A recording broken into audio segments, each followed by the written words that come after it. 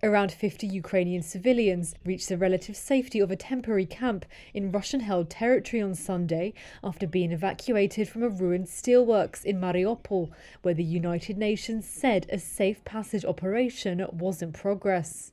A convoy of vehicles with Ukrainian number plates, Russian forces and vehicles with United Nations symbols arrived in the village of Bezimene, located in the Donetsk region around 20 miles from Mariupol. The port city is under Russian control, but some fighters and civilians remain holed up in the Azovstal works, a vast Soviet-era plant designed with a labyrinth of bunkers and tunnels to withstand attack.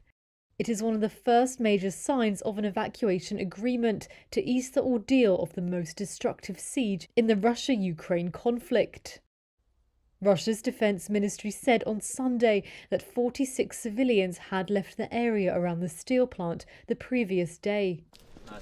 US House of Representatives Speaker Nancy Pelosi pledged continued support for Ukraine when she met President Volodymyr Zelensky in an unannounced visit to Kyiv.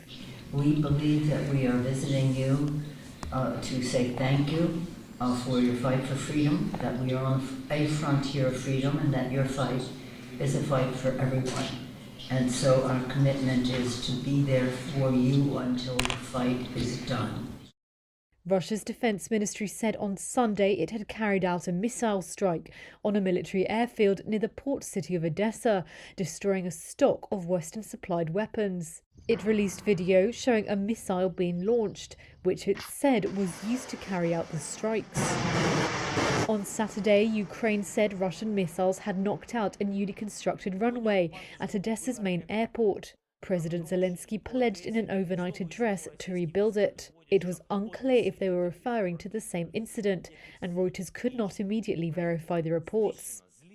Moscow has turned its focus to Ukraine's south and east after failing to capture Kyiv in the early weeks of the war.